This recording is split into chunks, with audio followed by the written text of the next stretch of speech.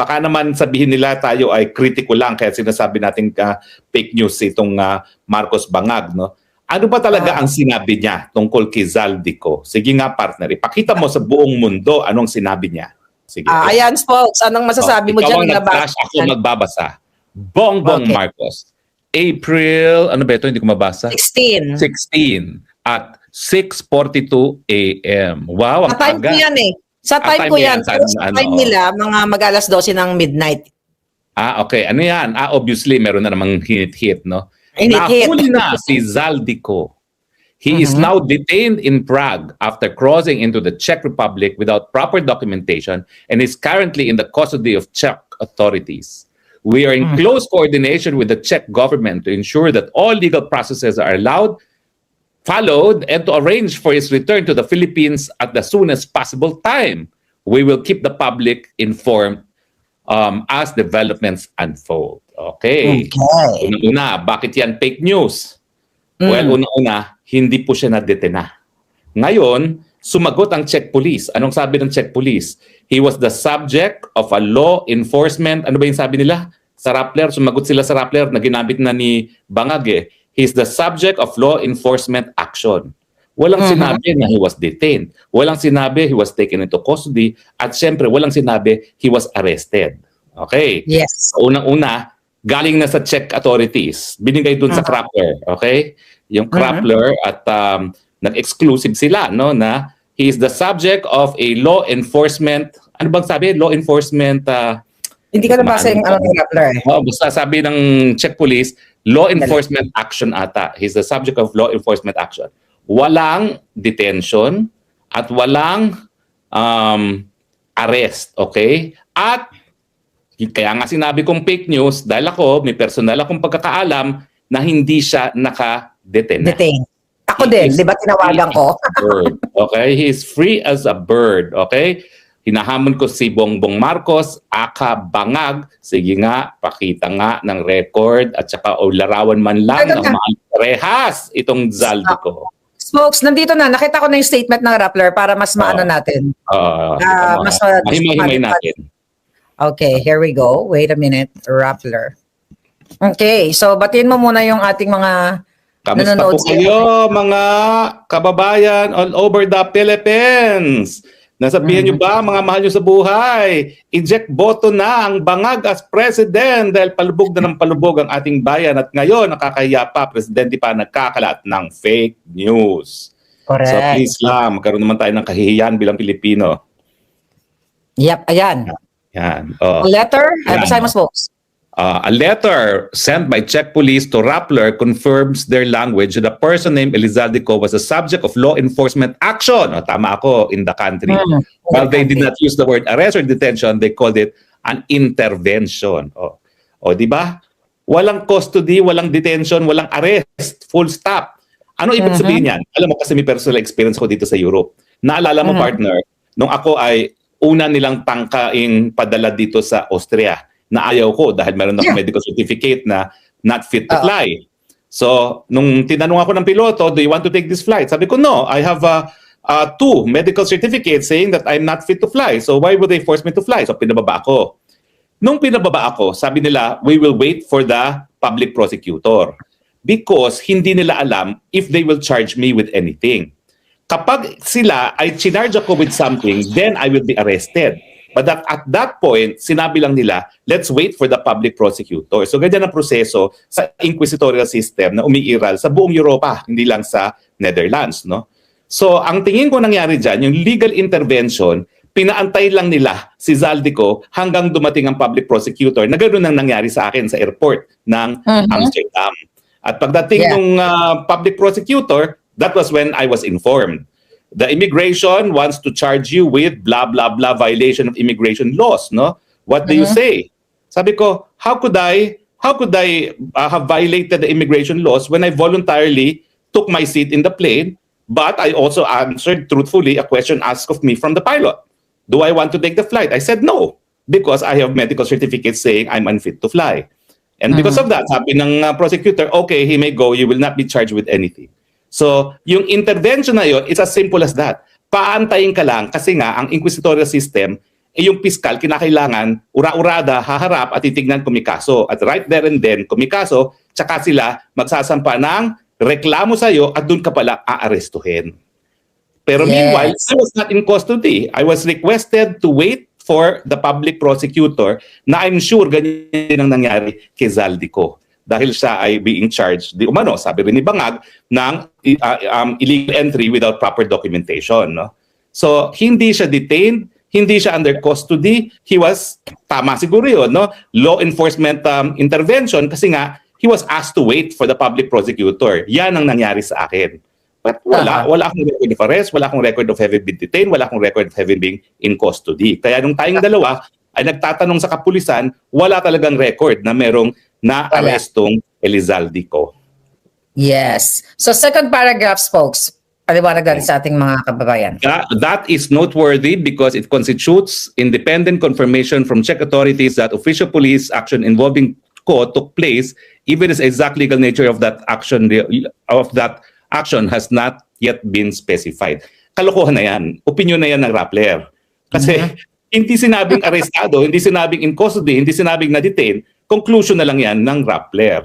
Dahil nga ang Rappler, alam mo naman yan, hindi ko alam kung bakit ngayon talagang kasabwat nila itong mga Bangag, di ba? Okay. Tignan mo yung last na paragraph. Basahin mo. It comes amid efforts by some personalities and bloggers to completely dismiss without proof the president's announcement that Ko had been arrested. Ano ba bang proof ang gusto niyo? Kayo na nga kumuha ng kumpirmasyon na hindi inaresto, hindi na-detene. Ano pang proof ang gusto ninyo? Pangalangan niyo na ako at ikaw. Pangalangan niyo si Harry Roque, si Maharlika. O di ba?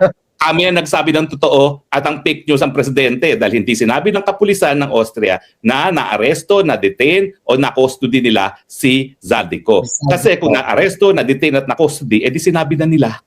Pero kasi yung ginawa sa aking proseso, kaya ako kampante na sinasabi kong fake news yan, yung time na nag-aantay kami sa pulis, antay lang yun.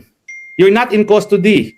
Wala, you're not under arrest. Kaya hindi ka babasahan na kahit ang karapatan mo kasi yung Miranda rights naman, nakabahagi yan ng human rights law, applicable yan worldwide, no? So kailangan basahan ka kung bakit ka na-detene, no? Walang ganun.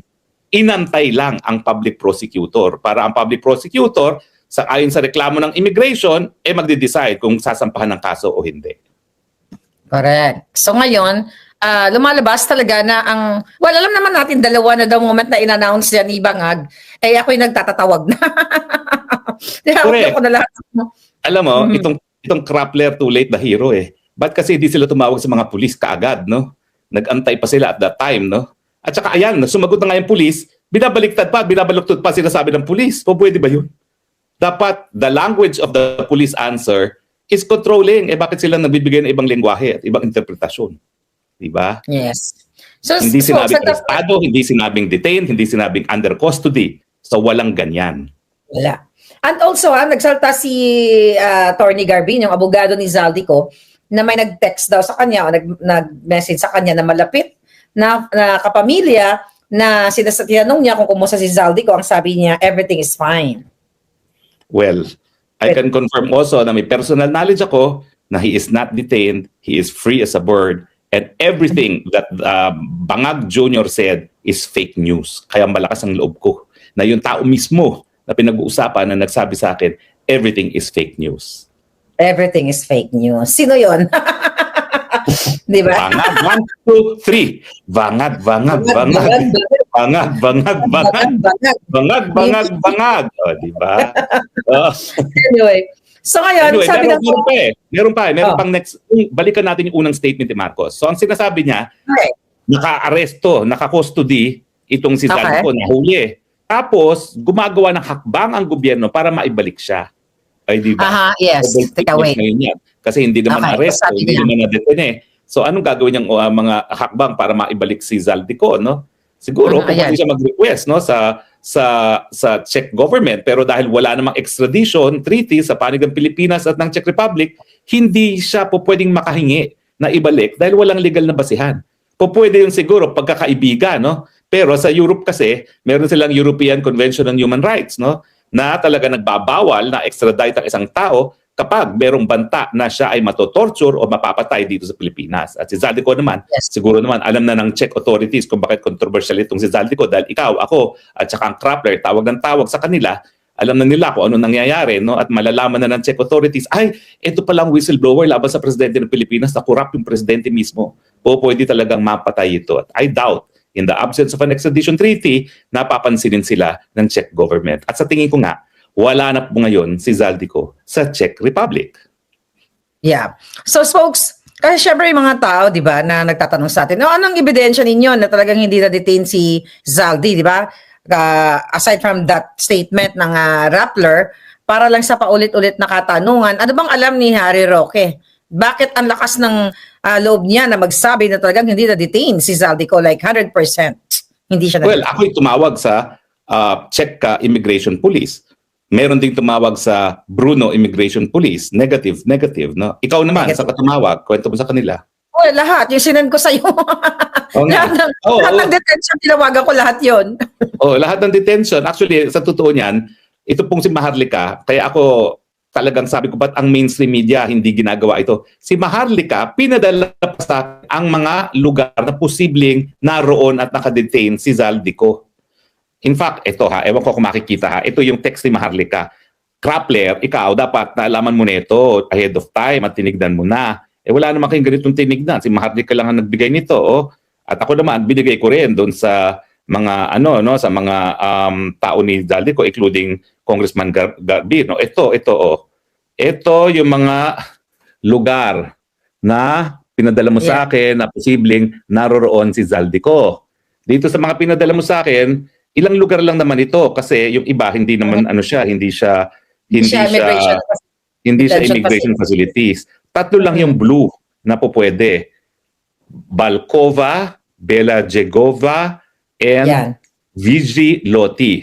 Pero dahil sinasabi nga nila na galing sa Germany, ang pinakamalapit sa Germany ay 2 lamang, Balkova and Bela Jegova. Okay. Yes. Bakit hindi alam ito ng Krappler na magaling, na investigative daw sila, Maharlika pa ang as of 16th, pinadala mo na sa akin ito. Yeah. Okay. On the day na nag-announce si Bangag. Tapos on the day. Dahil nga pinick up kasi ng mainstream media yung mga post mo, vlog mo na hindi talaga na-aresto si Zaldico. So ngayon may ni-release na video tong si Bangag. Ito na naman. Panakit butas, pahiya kasi. Sige, pakinggan natin kung anong sinabi niya. Ito siya. Ito na naman. Ito si Ngagva. Ngagva? Ano na naman Ngagva ang sasabihin mo? Ito si Ngagva. Ako sa inyo ng magandang araw po sa inyong lahat. At magbibigay na ako sa inyo ng pahayag tungkol sa kalagayan ni Zaldico. Nananatili po siya sa kustodiya ng Czech Republic. At isinasagawa natin ang lahat ng mga kinakailangang hakbang para sa kanyang pagbalik dito sa Pilipinas. Inutusan ko ang Department of Justice kasama ang Department of Foreign Affairs na pangunahan ang pakikipag-ugnayan sa mga otoridad ng Czech Republic upang matiyak na maayos at naayon sa proseso ang lahat ng kinakailangan. Magpapadala rin ng high-level coordination team upang tutukan ito. Ang ganitong mga proseso ay may sinusunod ng mga legal na hakbang sa pagitan ng mga bansa. Kaya't nangangailangan na sapat na panahon upang maisagawa ng tama. We will bring Zaldico home and we will do so in accordance with the law. He will answer to the Filipino people. Maraming salamat. Okay. Kalokohan yan. Kasi as of, ito tinitignan ko, I do not want to reveal too much confidentiality kasi merong attorney-client relation dyan, no? But as of 17, okay? 17 April, 10:34 a.m. my time, kumpirmado, wala sa kustodiya ng Czech authorities si Zaldico. Yeah. So, as of 10:34, ito. And ang prueba ko is a text message, no? So, wala po. How do I know? Wala. Sasabihin ko na nga. May nakuha akong lawyer, pina-check ko, pinapuntahan ko. Okay? Itong lawyer na ito, which was formally retained by me, okay? Yes. Unang-una ni-confirm kung nasaan si Zaldico. Sa 16th, nandun siya sa 2 lugar na ikaw mismo ang nagsabi na posibleng naroroon si Zaldico, na kumpirma. Pero pati sa'yo, hindi ko na sinabi kasi part of attorney-client yan. No? Tapos, the following day, pinuntahan. Confirmed. Wala na sa custody. Sandaling-sandali. Hindi nga siya na under custody. Ang proseso na pinagdaanan niya, pareho-pareho ng pinagdaanan ko sa airport ng Amsterdam. Inantay lang yung public prosecutor to decide kung sasampahan ng kaso. Walang kasong sinampa, hindi natin alam kung bakit. Okay? Hindi natin alam kung bakit. Si Marcos Jr. mismo nagkakalat ng fake news na may Portuguese passport daw si Zaldico. Hindi ko alam. Pero ako, mas consistent yung advice ko kay Zaldico na talagang dahil siya naman talaga ay papapatay ng gobyerno dahil siya ay ang whistleblower laban sa presidente, mas consistent at baka kumuha yan ng asylum. At ang asylum, ano na yan, full stop. He cannot be deported back to the Philippines until matapos yung proseso ng paghingi ng asylum. Yes. So dun sa statement ni Bangag spokes Marcos, mukhang kumakambyo na nga siya. 'Di ba? Nasabi niya, Kasi nga sunog na sunog siya. Ang tawag diyan, nasunog. nasunog. Kaya nagpapalusot ngayon. Yeah, ngayon sabi niya, Sunog. oo, ang sabi nga niya kanina ay parang sa tamang panahon. 'Di ba? May enough na time para, I mean, may right time para daw mapauwi si Zaldico. Pero yung una niyang post, talagang ginago niya yung taong bayan na nahuli na. Nahuli na. Yan ang sinabi. Nasa kustudiya ng Czech government at gumagawa na ng hakbang para mapauwi. Ngayon, tapos sinusugan pa yan ni John Vic Rimulya. 1 to 3 weeks mapapauwi si Zaldico. Anong sabi ko? Mag-resign ako bilang abogado kung mapapauwi nila si Zaldico between 1 to 3 weeks. Dahil ang duda ko, tinanggap niya yung aking free legal advice. Walang bayad na maleta, walang bayad na basura, na mag-asylum siya. Dahil meron talaga siyang dahilan para humingi ng asylum. Dahil kung ako, ipakukulong lang siya, ipagugurgur talaga siya. Pero kasi di ba, yun nga yung fake news ni John Vic na una sabi may golden visa si Zaldi. Tapos sinasabi nila ni John Vic na wala daw dalang dokumento dahil cancelled na nga yung passport. Ikaw bilang abogado, dito sa paiba-ibang statement ni John Vic Rimulya, paano mo siya i-assess sa mga statements niya? Hindi ko siya pakikinggan at all. Mag-abogado siya muna. Kasi hindi niya naintindihan yung proseso sa Pilipinas, hindi niya naintindihan ang proseso sa abroad. Okay? So, unang-una dapat alamin niya, kung meron talagang Portuguese passport si Zaldico, do you think he would be subject to any law enforcement incident involving his travel documents? Di dapat pinakita lang niya yung Portuguese passport at automatic na yun, freedom of movement yun. Posible rin naman. Na baka meron siyang ibang passport, hindi lang niya dala-dala nung araw na yun. Pwede rin. Pwede rin. Kaya hindi siya nakasuhan. Kasi kung talagang wala siyang passport, pwede talaga siyang nakasuhan. At hanggang ngayon, nakadetene sa Czech Republic. No? Actually, so, pwede rin na anong katotohanan talaga. Pero pwede rin katulad sa'yo na ongoing. And this is the most likely na explanation. Yes, asylum ongoing. seeker ngayon. Alam mo kasi, partner, ang asylum seeker, hindi yan ina-announce. Ako naman, I will take the liberty of say, kaya ako lang naman inanunsyo yan. Sabi kasi ni VP doon sa unang araw na nandun kami sa Hague, paano natin na-explain na magkasama tayo? Tagal mo nagtatago. Di sasabihin ko totoo, mag-asylum ako. Kaya nga, ang sabi pa niya, o sige, hatid na kita sa asylum center mo. Yeah. So, hindi, pero she meant well. She meant well. Alam naman kasi niya, yung threat na sinabi sa akin, ang sabi kasi nung dating Yusek, nakaklase ko pa yan, parang hindi kaklase, no? Ano ba yan? Alam niya kung sino na siya, no? Nakatikim lang maging Yusek ng DFA, pumasok sa utak yung kapangyarihan, no? Kaklase ko pa, ang yabang-yabang niya. Kakansilan namin ang passport niya. Now, normally, talagang pag silang mang passport mo, talagang subject ka to summary deportation. Kaya nga, importante na right there and then, nag-asylum ako.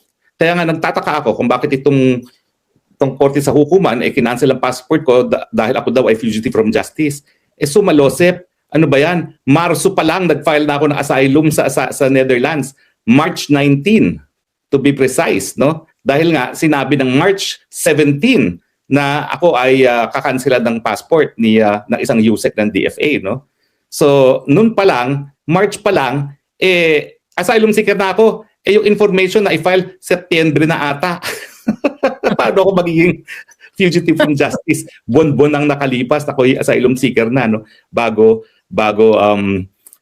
nagkaroon ng information against me. Anyway, kaya ko yung sinasabi, kasi siguro partner, sabihin ko na sa'yo, kakasumpa ko lang at papunta na sa Pilipinas ang petition ko for certiorari laban sa desisyon ng Regional Trial Court ng Pasig na kinansila ang aking passport dahil ako daw ay fugitive from justice. Dahil malinaw naman ang nakasulat doon sa passport law, ikaw ay fugitive pag ikaw ay umiiwas dahil sinampahan ka ng information. No? At ang kaso ng Supreme Court, decided by the Supreme Court, fugitive from justice, yung talagang tumakas na o tumatangkan tumakas after maisampang information. Ito, Setyembre na isampang impormasyon, March pa lang.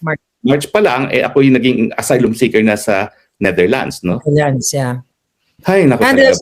so, nakikita ko dito, spokes, na check si Zaldi, yung documents na pinakita niya, yung katulad sa'yo, possible. Tapos, yun nga, possible. Tapos, babalik siya kung saan yung first entry niya, no? Well, of course. Ganun lang naman ang gagawin doon. Babalik lang siya kung saan siya nanggaling. He cannot be detained. That's the most plausible explanation. No? So kasi ako ang sinasabi ko, ang dami nagtatanong, nasan si Zaldi? Sabi ko, nagko-coffee lang, nag-enjoy. Gaya ko, kabiyahe-biyahe. So nag-enjoy na si Zaldi ko, samantalang si Bangag, talagang nagpupumilit kung paano niya ngayon, kasi nag-backlash kung paano niya ngayon saluin yung fake, paano niya ngayon i-depensa yung fake news niya. Kasi parang sinasabi niya sa video niya indefinite kung kailan mapapauwi si Zaldi. So meaning, talagang... Binabawi niya. Binabawi niya yung sinasabing mapapauwi sa lalo mabilis sa panahon. So ang nakikita ko dyan, folks, na indefinite mapapauwi namin, pero sabi ko kailan? Wala namang specific date. Di ba? So kaya ngayon, gagawa siya ng paraan. Sunog. Nang sinasabi nila, ni iba nga, gagamit siya ng diplomatic channel. So ano to? Babayaran niya ng mali-maleta yung mga diplomats para dukutin si Zaldi pa uwi.